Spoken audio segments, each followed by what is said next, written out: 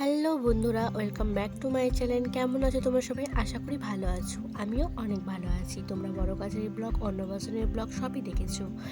এটা হচ্ছে দুধ ভাত খাওয়ার ব্লগ। তো আমাদের পুচকু মামা বাড়িতে চলে এসেছে দুধ ভাত খেতে, আর দিদিভাই চলে এসছে সকাল সকাল। আর দেখো আমার জন্য কত খাবার দাবার নিয়ে এসছে।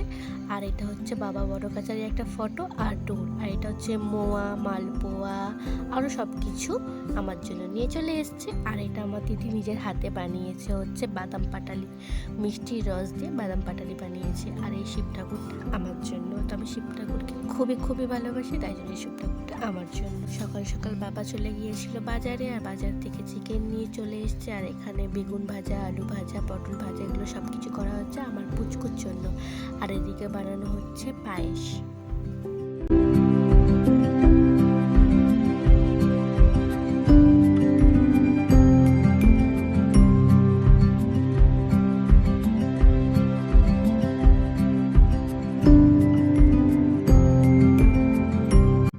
তো আমার পুচকুকে নাড়ু হয়ে কেমন লাগছে তোমরা অবশ্যই কমেন্টে কিন্তু জানিও। আর আমাদের পুচকুর খুব খুব খিদা পেয়েছে, আর এখানে ঘুম থেকে সবে উঠেছে, তাই জন্য খুবই কান্নাকাটি করছিল। তাই জন্য আমি কোলে করে নিয়ে একটু ঘুরে ঘুরে করছিলাম।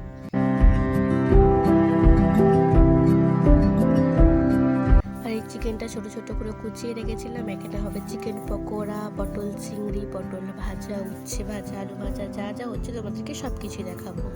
আর এখানে আমার মা আমাদের পুচকুটাকে নিয়ে এখন একটু খেলা করছে। দেখো আমাদের পুচকুটা কত কিউট।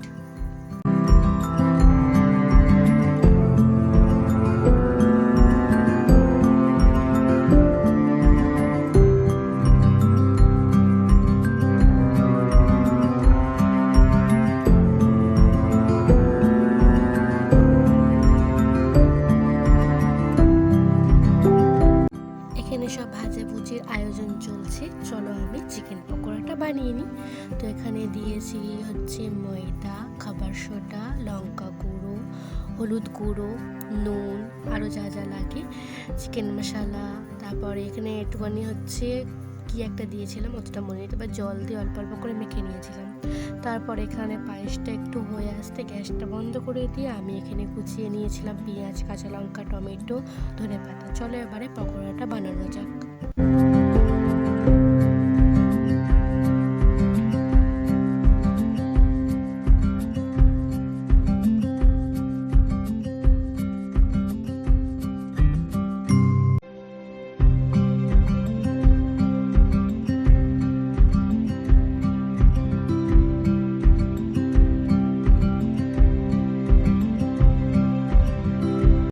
তো এখানে আমার পকোড়া একদম রেডি। আর এখানে সবাই মুড়ি বেড়ে নিয়ে বসে আছে।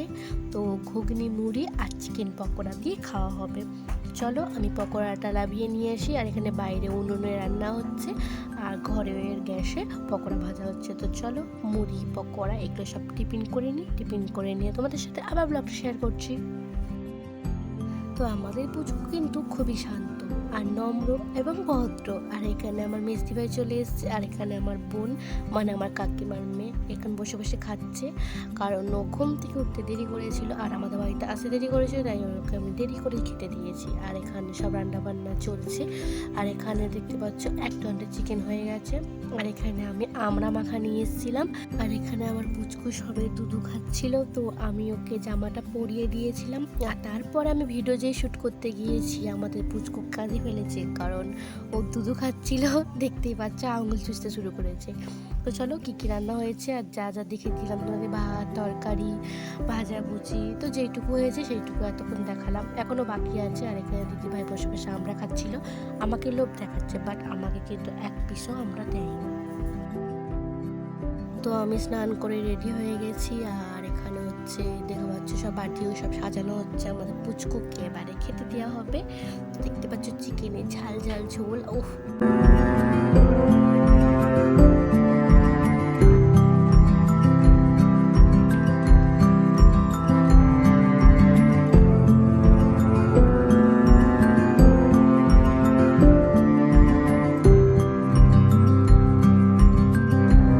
আমি শাড়ি পরে নিয়েছিলাম, কারণ আমি আর আমার বাবা আমার বোনপোকে দুধ ভাত খাওয়াবো। তো আমাকে শাড়ি পরে কেমন লাগছে অবশ্যই জানিও।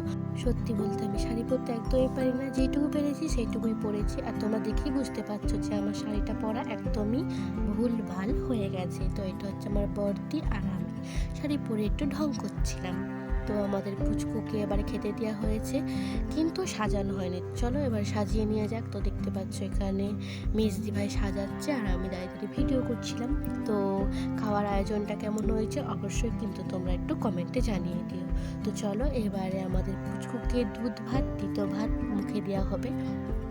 দেখতে পাচ্ছ পুচকুকে যখন তিতোটা দেওয়া হয়েছে তখন মুখটা ঠিক কেমন করে আছে, কারণ কচি বাচ্চা তো তিতো খেতে একদমই পছন্দ করে না।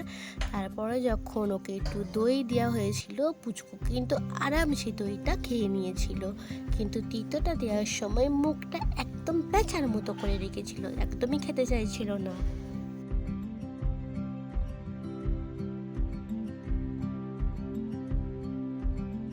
তারপরে আমি আমার পুচকুকে কোলে করে নিয়ে 2-4টে ভাত ও তিতো দিয়েছিলাম, ও কিন্তু খায়নি, ফেলে দিয়েছিল। তারপরে আমি আস্তে আস্তে আমার পুচকুকে কিছু কিছু খাইয়ে দিয়েছিলাম। তো পুচকু তুমি সারা জীবন খুব খুব ভালো থেকো, এইটুকুই আশীর্বাদ করি।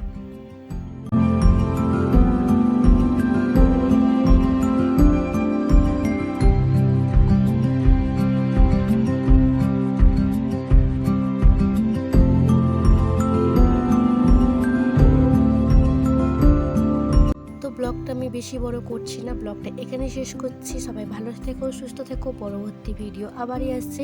যারা আমার চ্যানেলটিকে এখনো সাবস্ক্রাইব করোনি তারা আমার চ্যানেলটিকে অবশ্যই সাবস্ক্রাইব করে রাখো। টাটা।